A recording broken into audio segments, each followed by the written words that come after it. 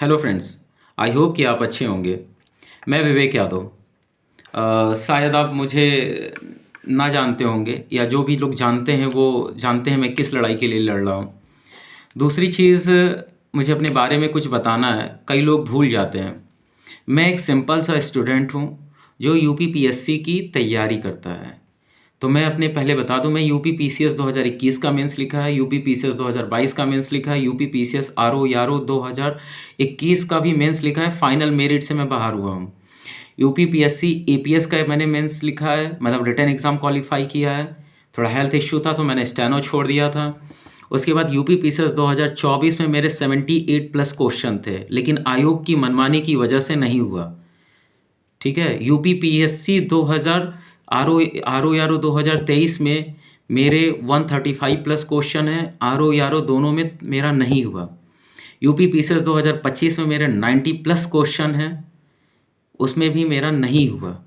तो आप समझ जाइए कि मैं स्टूडेंट हूँ। और जहाँ मुझे, जैसे मैंने आपको माइग्रेशन के इश्यू पे गाइड किया, अवेयर किया, सारी चीज़ें बताएं, ठीक इसी तरीके से अगर मुझे लगेगा कि मुझे कुछ पढ़ाई में अगर किसी को कुछ बताना है तो मैं ज़रूर गाइड करूँगा।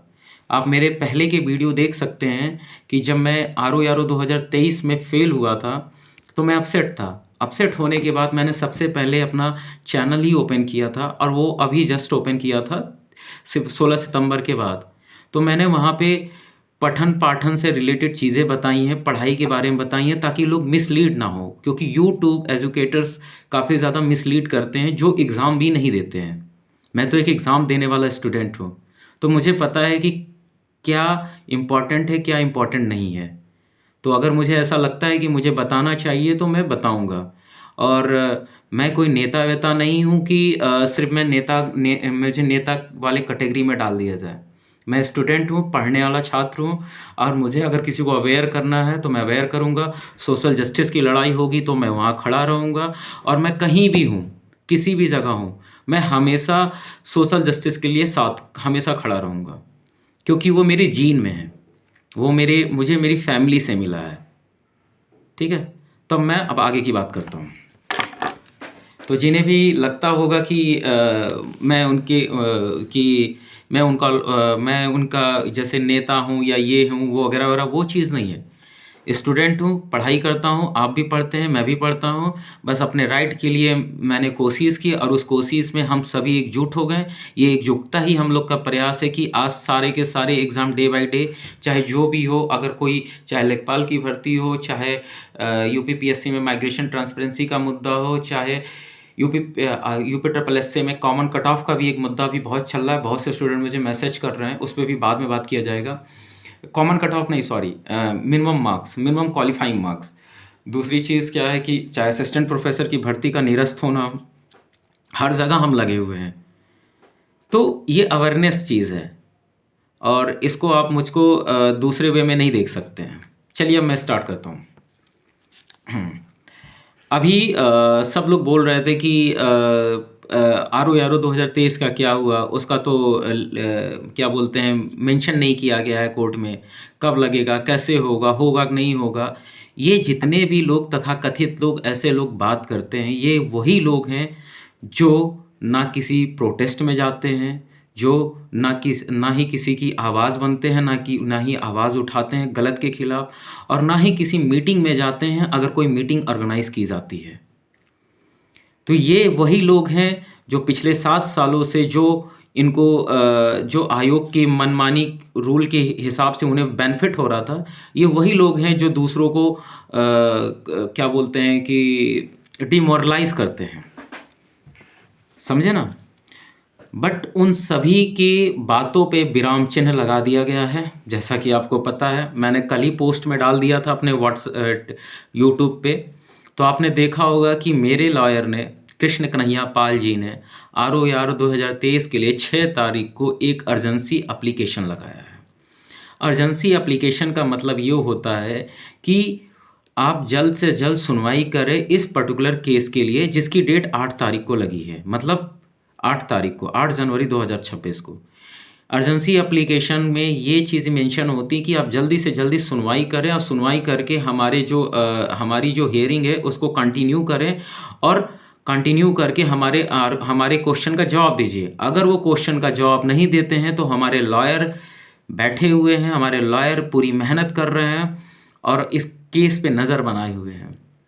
हमारे लॉयर का एक ही पर्पज़ है कि किसी भी तरह से RO 2023 में स्टे लिया जाए और प्रीलिम्स का रिवाइज रिज़ल्ट जारी किया जाए, और इसके लिए वो पूरी एनर्जी के साथ काम कर रहे हैं। उन्होंने जो भी डॉक्यूमेंट तैयार किए उन्होंने मुझे भेज दिया, मैं देख चुका हूँ। वो मैं पब्लिश नहीं कर सकता, जब मुझे ज़रूरत होगा तो मैं पब्लिक डोमेन में डाल दूँगा।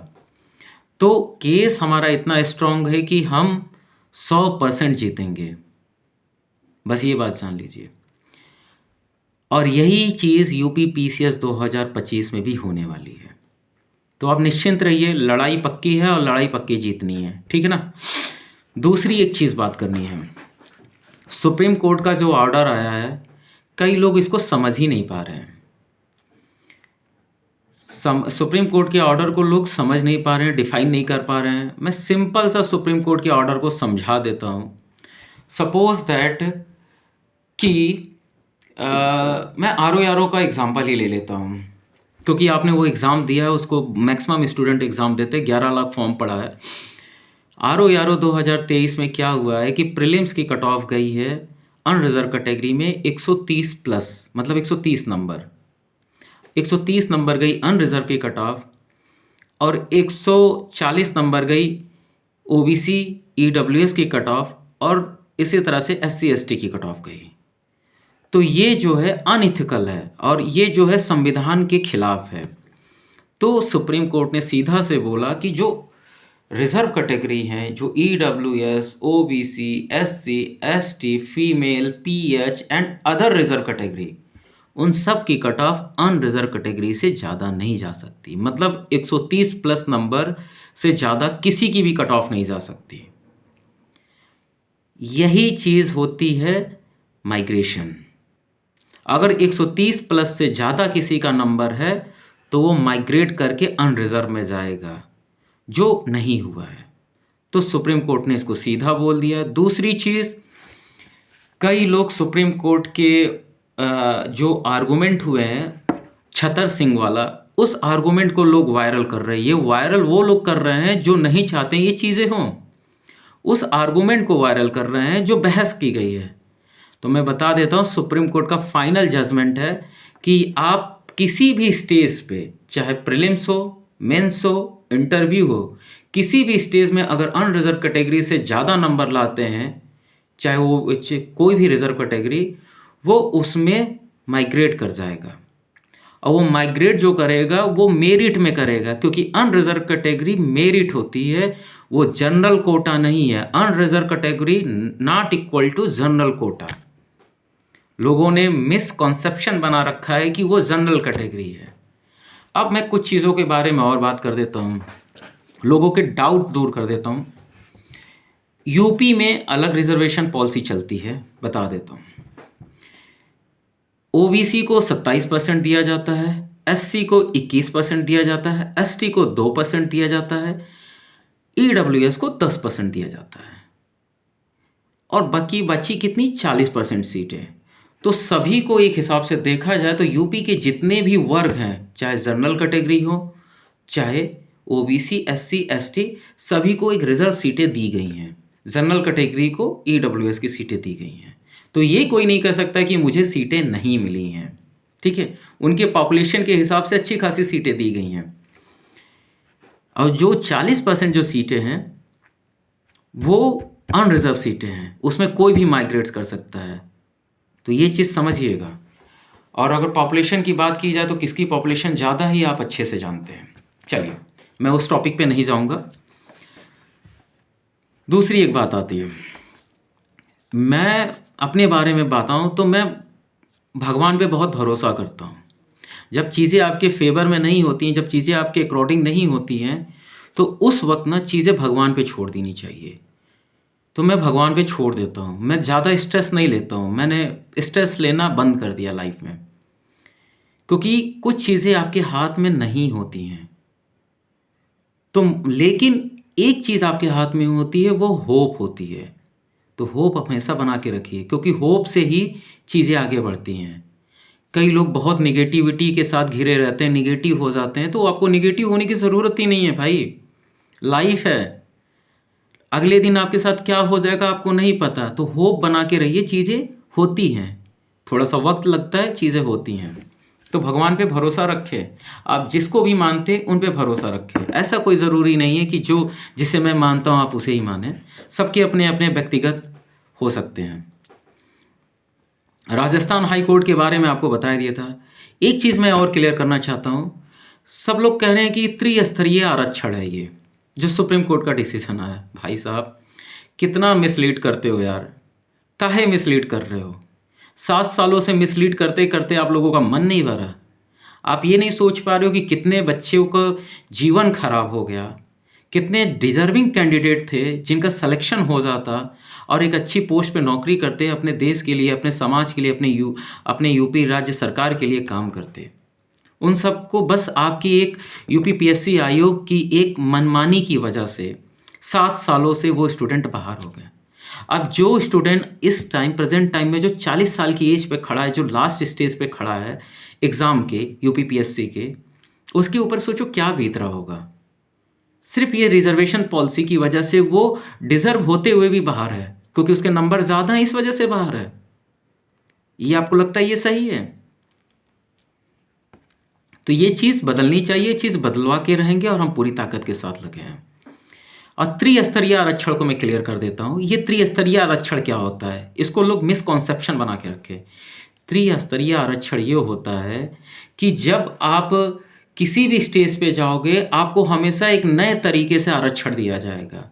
सपोज दैट आप प्रीलिम्स में पास होते हो रिजर्व कैटेगरी में, सपोज दैट मैं बात कर लेता हूँ, कोई पर्सन है वो प्रीलिम्स में पास होता है रिजर्व कैटेगरी में, मान लो ओबीसी कैंडिडेट है और वो ओबीसी कैटेगरी में पास हो गया प्रीलिम्स में, तो मेंस में जब उसके नंबर ज़्यादा आएंगे तो वो अनरिजर्व कैटेगरी में चला जाएगा। ये होता है त्रिस्तरीय, अनरिजर्व कैटेगरी में चला जाएगा। इसी तरह से इंटरव्यू में भी होता है। तो मतलब वो हर एक स्टेज में किसी भी कैटेगरी में ऊपर नीचे ओवरलैप कर सकता है, किसी भी स्टेज में ओवरलैप कर सकता है, चाहे प्रीलिम्स हो, चाहे मेंस हो, चाहे इंटरव्यू हो। इसको बोलते हैं त्रिस्तरीय आरक्षण। ये चीज़ नहीं है त्रिस्तरीय आरक्षण जो अभी सुप्रीम कोर्ट ने जारी किया है। सुप्रीम कोर्ट ने सीधा सा बोला है, फॉर एग्जाम्पल मैं एक उदाहरण दे देता हूँ। जैसे टीना ढाबी थी, टीना ढाबी जो थी प्रीलिम्स में अपनी कैटेगरी में पास हुई थी, जस्ट एक नंबर ज़्यादा था अपनी कैटेगरी से उनका प्रीलिम्स में, तो वो मेंस में भी अपनी कैटेगरी में थी और इंटरव्यू में भी अपनी कैटेगरी में थे, फाइनल मेरिट में भी अपनी कैटेगरी में थी और उनके नंबर सबसे ज़्यादा थे। वो पूरा का पूरा यूपीएससी टॉप किया था। तो जो अभी आया डिसीजन वो वही डिसीजन है जो यूपीएससी फॉलो करता है।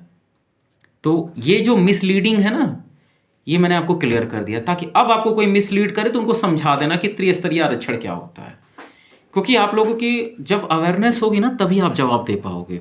ठीक है, ये पॉइंट कवर हो गया। और कौन सा पॉइंट है? हाँ वही है, मिसलीड करने वाला, सारी चीज़ें हो गई। एक अपडेट करना है। हाँ, अभी क्या हो रहा है कि आप देख रहे होंगे कि ये सुप्रीम कोर्ट का जो डिसीजन आया वो हर एक न्यूज़ चैनल पे दिखा रहा है कि ये ओबीसी एससी एसटी ईडब्ल्यूएस जो भी रिजर्व कैटेगरी हैं वो अनरिजर्व कैटेगरी में जा सकते हैं।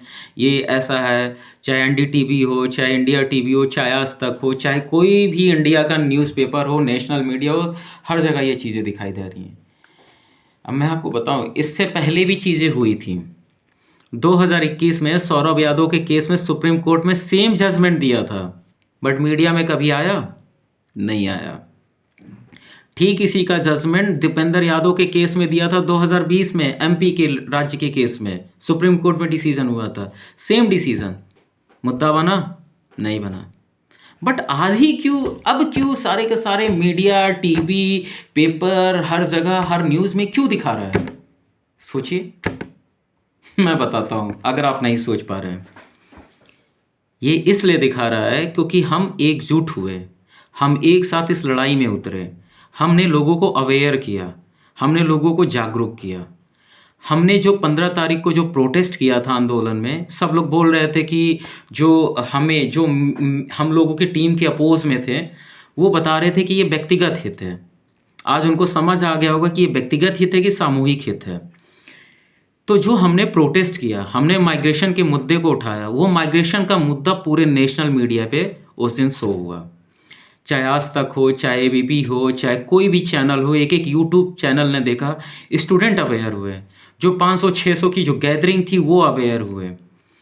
उसी का नतीजा है कि ये हमारी स्टेट में इसका बहस हुआ, हमारे नेशनल लेवल पे लोग अवेयर भी हुए क्योंकि सारे मीडिया ने इसको कवर किया। और जब बाद में पता चला ये तो कई स्टेट में ये मुद्दे चल रहे हैं, राजस्थान में सेम मुद्दा चल रहा है, एमपी में सेम मुद्दा चल रहा है, त्रिपुरा में सेम मुद्दा चल रहा है, कर्नाटक में सेम मुद्दा चल रहा है। तो ये जब नेशनल मुद्दा बना, सब लोगों को पता चला, तब निगाह गई मीडिया की, भैया जब सुप्रीम कोर्ट का और दूसरी चीज़ तब क्या बोलते हैं कि हमने इतने सिस्टमेटिक तरीके से काम किया, आयोग को ज्ञापन दिया, माननीय सीएम को ज्ञापन दिया, माननीय डिप्टी सीएम को ज्ञापन दिया, माननीय विपक्षी लीडरों को मैंने ज्ञापन दिया, सबको ज्ञापन दिया, और मुद्दा विधानसभा में भी उठा, विधान परिषद में भी उठा। इतना आसान नहीं था, सिस्टमेटिक सारी चीज़ें हुई हैं, वहाँ तक गया। तब ये जाके मुद्दा आज पूरे के पूरे टीवी चैनल हर जगह कवर किया जा रहा है। और यही रीज़न था कि रिजर्वेशन पॉलिसी है, माननीय सीएम जी ने तुरंत उसको जारी करवाया शासनादेश के द्वारा कि किसी भी रिजर्वेशन पॉलिसी के साथ कोई विसंगतियाँ पाई जाती है उसको सुधार किया जाए। 7 सालों में कभी जारी किया गया? नहीं जारी किया गया। और आज जो पूरे मीडिया में आप जो देख रहे हैं ना, सुप्रीम कोर्ट का डिसीजन हर कोई निकल चला रहा है, चाहे अमर उजाला हो, दैनिक जागरण हो, इवन सिंगल यूट्यूब चैनल भी दिखा रहे हैं इस चीज़ को। जो हमारा अपोज करते थे, जो हमारा साथ नहीं देते थे, वो भी दिखा रहे हैं, मजबूरी में दिखा रहे हैं। वो दिखाने के पीछे यही रीज़न है, क्योंकि यूनिटी ही एक ऐसी चीज़ है जो किसी भी चीज़ को तोड़ सकती है। तो आप एकजुट हैं तो सब कुछ होता है, बस शुरुआत करनी होती है। हम लोगों ने मिलकर शुरुआत किया, आप लोग साथ आए, चीज़ें हो गई। तो आज ये राष्ट्र मुद्दा बन गया है, इसलिए इतना हाईलाइट है। तो अब तो हम लोगों ने जो प्रयास किया था वो सफल है। अब बस कोर्ट में हियरिंग होनी है आरओ की, पीसीएस की, उसके बाद ये सारी चीज़ें हमारे फेवर में हो जाएंगी और प्रीलिम्स का रिजल्ट रिवाइज हो जाएगा। और सोचिए कि ये ऑलरेडी संविधान ने हमें दिया हुआ है, लेकिन बस लोग अवेयर नहीं है। और इंदिरा साहनीवाद जो हुआ था बहुत पहले, 1990 के आसपास हुआ था, 1992 या 93 जो भी है आसपास हुआ था, एग्जैक्टली मुझे डेट नहीं याद है, सॉरी फॉर दैट। तो इंदिरा साहनीवाद में सीधा सीधा ये बात बोला गया था कि रिजर्व कैटेगरी जो 9 जजों की बेंच थी, वो 9 जजों की बेंच, उसमें ये बात बोली गई थी कि रिजर्व कैटेगरी जो होती है, जो 50% होगी, वो 50% में रहेंगे, बाकी 50% जो है अनरिजर्व कैटेगरी रहेंगी। लेकिन अनरिजर्व कैटेगरी में कोई भी रिजर्व कैटेगरी वाला स्टूडेंट जा सकता है अगर उसके मार्क्स अच्छे हैं, नंबर अच्छे हैं। और कभी भी कोई भी सीट फिल करने का जो तरीका है वो ये तरीका है, सबसे पहले फिल की जाएगी अनरिजर्व कैटेगरी, उसके बाद ओबीसी रिजर्व कैटेगरी फिल की जाती है, उसके बाद एससी, देन एसटी, फिर बाकी सारे के सारे चाहे पीएच जितने भी होते हैं उनको फिल किया जाता है। यही तरीका है और यही चीज़ है, और वही अनरिजर्व कैटेगरी मेरिट है। तो इंदिरा साहनीवाद से बड़ा कोई जजमेंट हो सकता है, बट बस आप लोगों की अवेयरनेस ना होने की वजह से इस चीज़ पे चीज़ें इसी तरह से चलती रहीं। आज आप अवेयर हो, हर एक पर्सन अवेयर है, तो अपनी राइट के लिए कोई भी लड़ाई करेगा, जीत जाएगा। बस हिम्मत होनी चाहिए, और वो हिम्मत मैं आपको दे रहा हूँ और जगा रहा हूँ। कुछ लोग कहते हैं कि जो मैंने आंदोलन किया वो असफल हो गया। अरे अगर वो आंदोलन आपको असफल लग रहा है तो आज ये सुप्रीम कोर्ट का डिसीजन कैसे आ गया? अगर वो आंदोलन असफल होता ना तो आज इतना बड़ा यूपी में लोग अवेयरनेस नहीं होती। तो असफल उन्हीं को लग रहा है जो पिछले 7 सालों से उनके हित में चीज़ें हो रही थी, इसलिए असफल लग रहा था। उसी आंदोलन का नतीजा है कि आज हम लोग पूरे यूनाइट हो गए, एक साथ खड़े हैं और इस पूरी जीत में इकट्ठा हैं। और देखिएगा, मैं जल्द ही आपको एक न्यूज़ दूंगा कि आरओ 2023 का प्रीलिम्स का रिजल्ट रिवाइज किया जा रहा है, मेंस एग्जाम पे स्टे लिया गया है। और ये देखिएगा हो क्या रहेगा, क्योंकि मुझे अपने ऊपर यकीन है और मुझे उसके ऊपर यकीन है, वो गलत नहीं करता है किसी के साथ। ठीक है। मैं लिख कर ही चीज़ें बोलता हूँ, क्योंकि गलत बोलने से अच्छा है कि फैक्ट के साथ, सही तथ्यों के साथ बात किया जाए। ठीक है।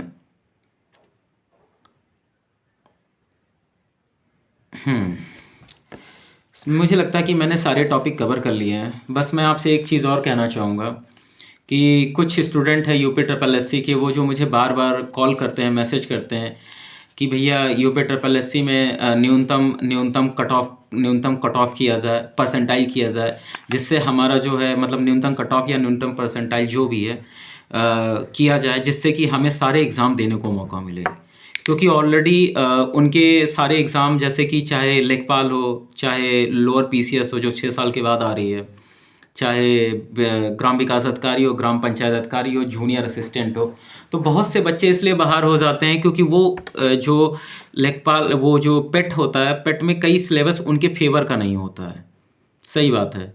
तो ये चीज़ों को भी अगर आयोग के मेंबर लोग या आयोग के लोग या फिर माननीय सीएम जी अगर मेरा वीडियो देख रहे हैं या कोई भी देख रहा हो, तो ज़रूर उन तक ये बात पहुँचाइएगी कि ज़रूर इस पे थोड़ा-सा ध्यान दें। और जो लोग भी इस कार्य को कर रहे हैं, वो ज़रूर इसको सिस्टमैटिक तरीके से करें, क्योंकि स्टूडेंट होता है। आप उसको जो उसके राइट हैं उसको दीजिए। उसको एक अपॉर्च्युनिटी देना चाहिए। जो मिनिमम क्वालिफाइंग मार्क्स होता है आप उतना रख दीजिए, फिर सभी को अलाउ करिए कि वो अपना लेखपाल और लोअर पीसीएस इन सारे एग्ज़ाम को दे सके।